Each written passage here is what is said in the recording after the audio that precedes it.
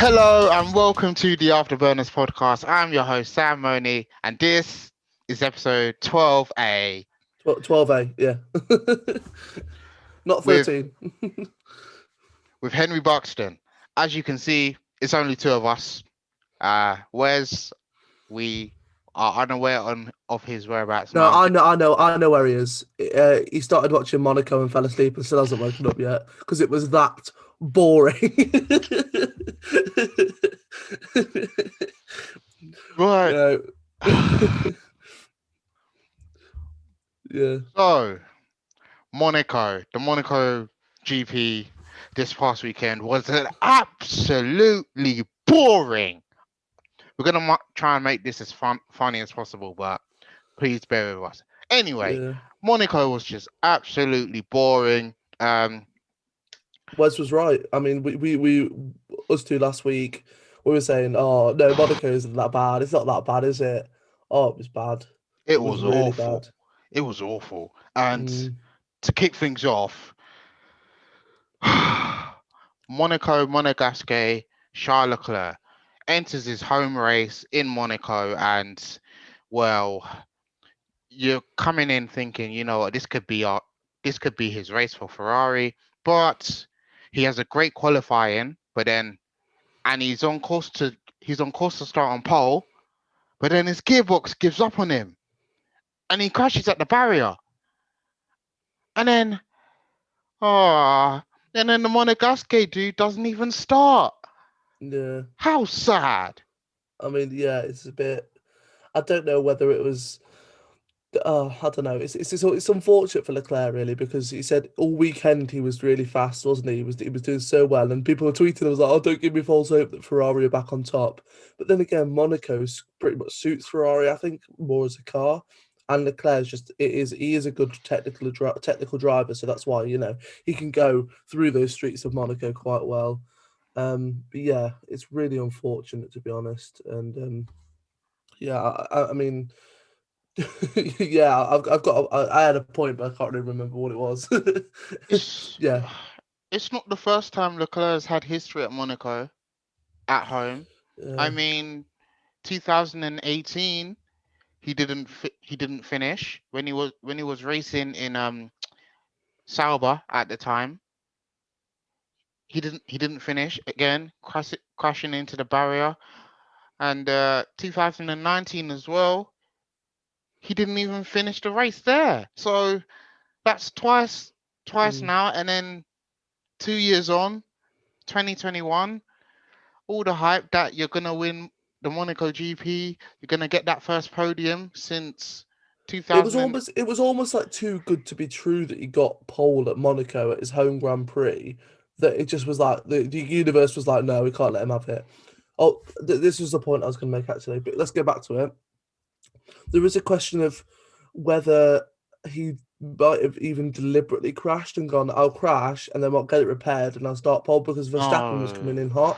But I don't think there is because number one, if you were going to do that, you'd do it on a corner where it's softer and you'd only like break your front wing and you'd like block the track, but it wouldn't be like that much damage because that was the thing with Leclerc. He made too much damage, and there was rumours that he crashed to save his pole, but I don't think Leclerc's like that. I think if you had so a couple of other drivers on the grid might have done that, for if they were pole going, I might swear, here comes Max Verstappen coming around the track to do a massively fast lap to go on pole, and as we know with Monaco is you're on pole, you pretty much win the race, don't you? And Yes. that's what happened, wasn't it? Verstappen pole to finish. So yeah, there is a question of did he deliberately do it? I don't think he did. I think he just lost control, and the universe just doesn't want Charles Leclerc to win a Monaco race or yet even finish one. So, well, it didn't even start this one, but yeah, It's so yeah, it is unfortunate. unfortunate, very unfortunate. And yeah. And if that wasn't bad enough, it was a horrible weekend for Mercedes. A weekend to forget. A race to forget. Yeah, if you're a Mercedes fan, you're crying this week and for probably 2 weeks because Baku doesn't start for another 2 weeks, does it either? So yeah, Oh, it's oh my gosh, but Valtteri Bottas, He comes into the pits on lap 30, 31. Yeah. Pit stop supposed to be quick, but Typical quick stop, pit stop. but Yeah. the front right tire wouldn't budge. The the nut wouldn't budge. The nut was Yeah. like, you know what? I'm not coming off. No, no. The pit the that pit tire crew, was a yeah, the pit crew tried it. They tried everything, and it still wouldn't come off. that tire's a Verstappen fan, I tell you. No, I mean again, I mean, if we go back to Leclerc's gearbox failure and crash, it's just things that happen in F1. It just happened to be the race where Bottas might have even got second, for the first time this season, and it just happens. The universe aligns. It goes, you know what, I don't want that to happen, and that happens really as well.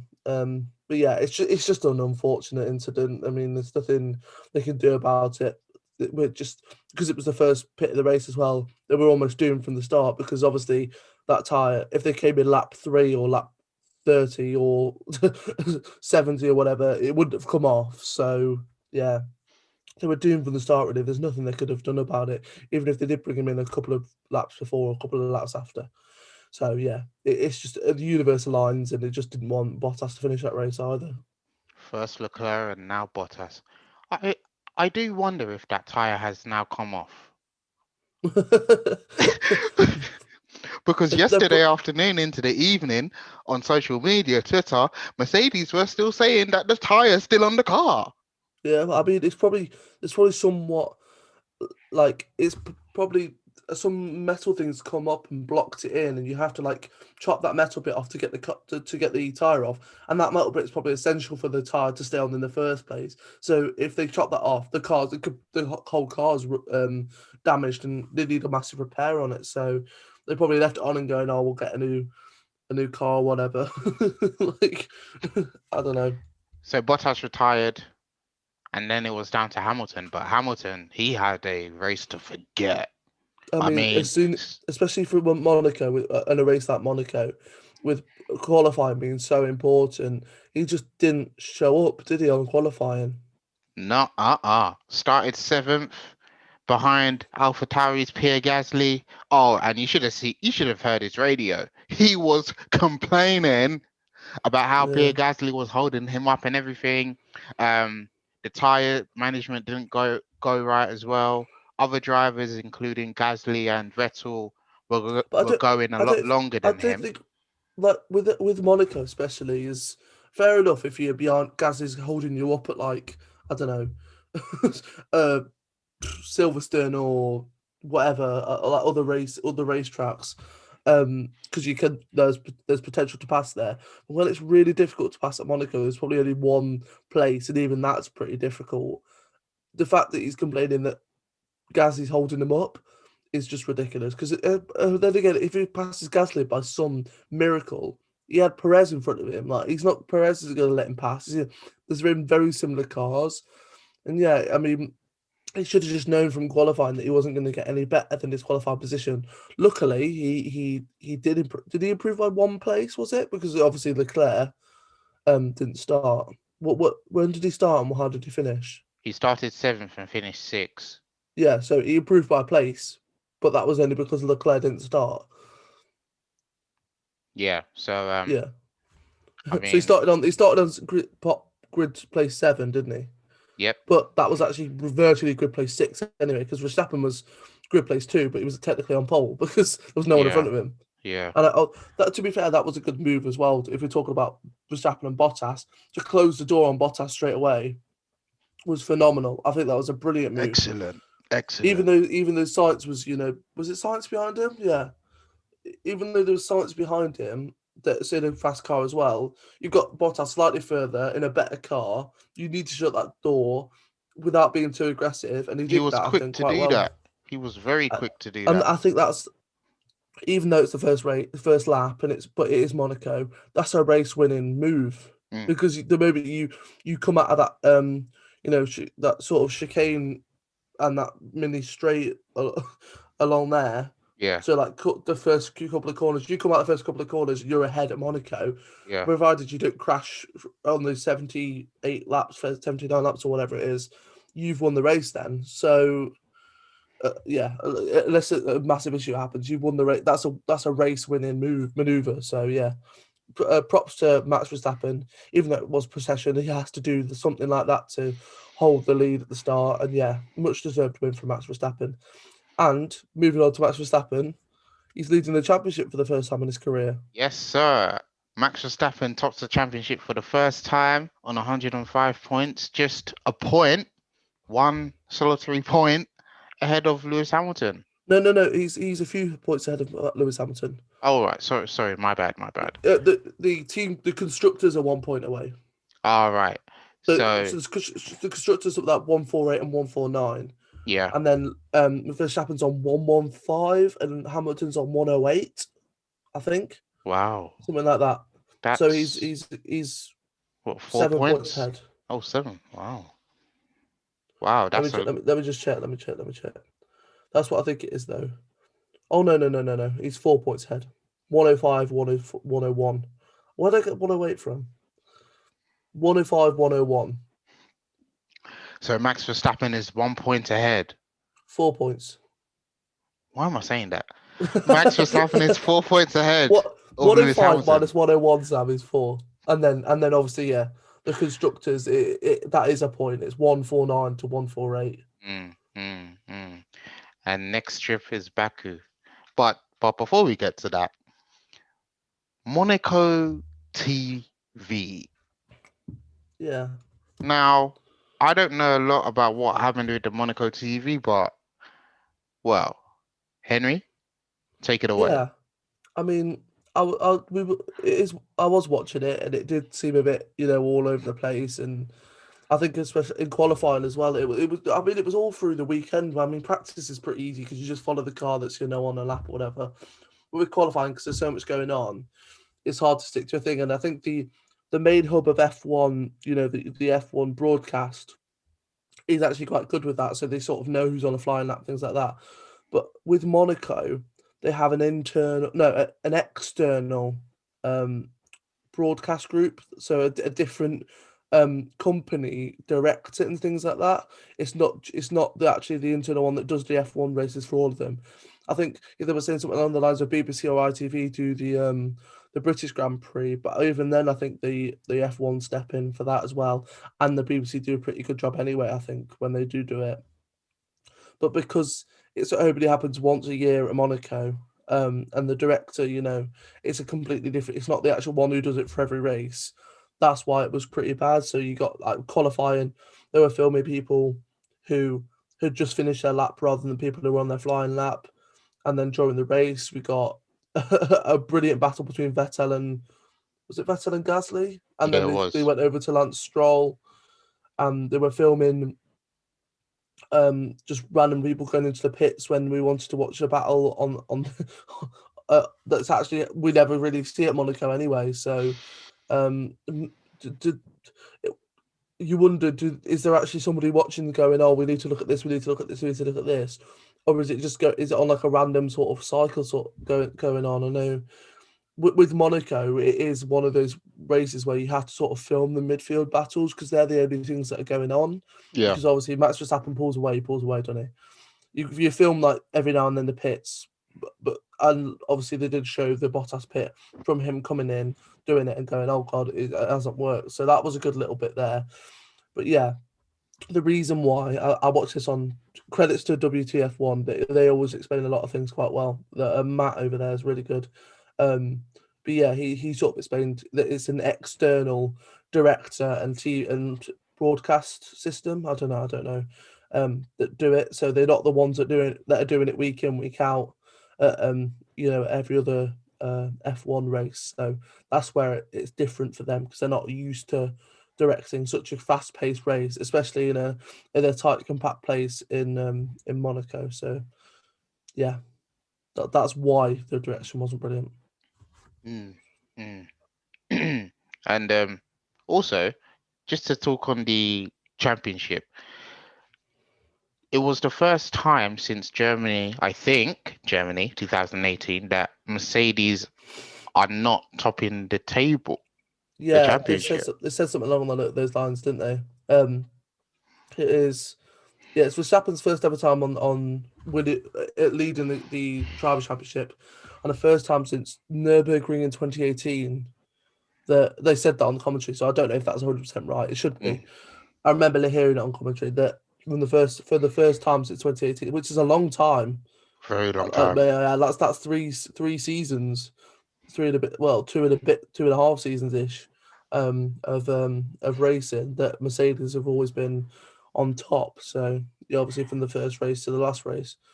Um, but so the whole of that means for the whole of the 2019 season and 2020 season, Mercedes were winning the constructors, which sounds crazy. But then again, when you get Ham Verbot every weekend and Albon wasn't doing too great, it makes sense, doesn't it? So Mm. yeah, Just to say, like, just one thing. Albon should have got third place in Portugal, 2020 or 2019. Just saying, because Hamilton, well, he like, well, yeah. So he knocked him off in another race as well. I remember that. yeah, It was horrendous. Yeah, I mean, Albon, poor Albon. I poor mean, poor Albon. I just don't think he was experienced enough. And obviously, Perez is a fan favourite, and we are about to lose him. And Red Bull were like, "No, we're not having that," and snapped him up. And I think they've snapped up a really good driver in Perez. It's just Mm, I just think Albon's wasn't ready for it. I don't think.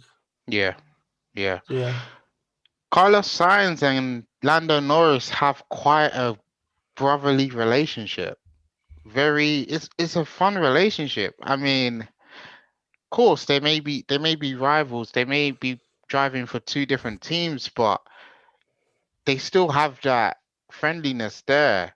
Ferrari's Carlos Sainz finishing second, Lando Norris in the McLaren getting third, another podium. It's exciting to see. in the best livery on the track as well. Must I add? That golf livery was brilliant. We discussed it last week. We won't go too much into it. You can listen to 12 the 12th episode. This is 12A. Yeah, But yeah, I mean, it's good to see it. Normally, if you have a teammate, you have a teammate for life, really, don't you? Unless you're Rosberg and Hamilton, and even they aren't on bad terms. Um, but yeah, I mean, yeah, once you mates on a team and you've been driving for them for a season or two, and you've been in the garage with them, you've been with the team with them, you're the two main guys, you're gonna be friends, aren't you? And to see the other person, even, no matter what team they're at, I mean, when it comes to F1, even though you're at a team, you're still just drivers at the end of the day, and you yeah, want your friend to do well, you want your mate to do well. Like, I can imagine if us two were at different. If we were driving in F1 and us two were at different teams, we still congratulate each other because we're mates, aren't we? Like, of course. that's what happens. I'm Yeah, not going to hate you because you're at, I don't know, AlphaTauri and I'm at bloody Haas. But yeah, you know what I mean. But yeah, I just think it's fine in the sport. In this sport, it's sportsmanship at the end of the day. yeah, They're mates. You can't stop. You can't go. Oh, sorry, you can't be friends because you know he's at Ferrari, he's at McLaren. So yeah, it was yeah, lovely to see. We've got Science on the podium again. Always good to see, and also it's a mixed podium because we've got not got Hamilton and Bottas on there, uh, and but it's good to see also Norris, British driver, yes, where he should really be, to be honest. So yeah, it was good from Norris as well. So dig up to shout out Lando Norris. He's probably never going to watch this in his life, but yeah. Shout out to but Lando. shout out to Lando. Lando Norris, McLaren. Oh, and Yeah, just to say as well, it was the youngest ever podium.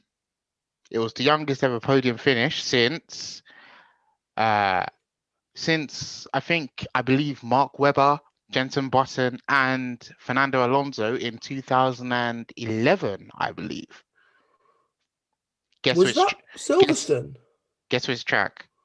Was that Silverstone? I don't think so. No. Guess. I don't know. I can't remember. Was it Monaco again? It was Monaco. Button win that No, he came third. third? Oh, so it was Webber won it, or Yeah, Alonso win it? yeah. Because Mark Webber. I remember going to when I went to Silverstone, it was Webber, Alonso, and it might have even been Button. I can't remember. Might have even been Hamilton. I can't remember. But yeah, when you said that, I was like, oh, 2011. it might have been Silverstone. Oh, But I don't know. but yeah. Also, honorary shout outs to Sebastian Vettel finishing fifth. Lance Driver of the Stroll, day. yeah, driver of the day for Sebastian Vettel. You never would have thought that, would you? I mean, I was on course for a driver of the day. Oh, No, predictions. Don't even get me Leclerc. started. I predicted Charles Leclerc to get driver of the day, and he would have done as well if he would have won it. I think. Oh Yeah, yeah, I guess Lewis. So yeah, yeah, not my good. predictions didn't go great at all. Um, oh, Where's his Steve? Where's his actually storming their way? Next week when we do back in previews, obviously we've got predictions again, and Wes will say the points. But I think Wes is storming ahead because he predicted Verstappen. yeah, he He did. predicted Verstappen the whole way, and I Yeah, don't know who got the fastest lap. Hamilton. Was it Hamilton? Okay. Also, I might have got a point for that, unless I unless I went for something else. Oh, no, Yeah, I went fastest lap Hamilton, so I'll get a point. yeah. I think I did as well, but I went wrong with the race win. So I said Verstappen pole. I also said Lewis Hamilton race win and fastest lap, but my driver of the day was completely wrong. Daniel Ricciardo. Oh, he You know got what knocked car? out in Q1, didn't he? Yeah, Yeah, not good. And especially not when good. it's Monaco, you can't Not make your good. way up the grid. Yeah, you can't overtake in Monaco. So the top Yeah, 10 in Monaco was Max Verstappen, Carlos Sainz, Lando Norris, Sergio Perez, Vettel in fifth place, Pierre Gasly taking sixth, that's good. Lewis Hamilton seventh, Lance Stroll eighth. You said, So oh, you said Lewis finished sixth. uh, yeah, that's what I thought. But looking at the F1 classification on YouTube, Lewis Hamilton stayed seventh, Unless he went down to seventh. probably. Well, did Vettel come up then? Oh no, unless Vettel started fifth. Yeah. So he started seventh, stayed seventh, but technically he wasn't even seventh in the first place. He was sixth, so he went down a place. I Is it is it the first time this season Hamilton's lost a place?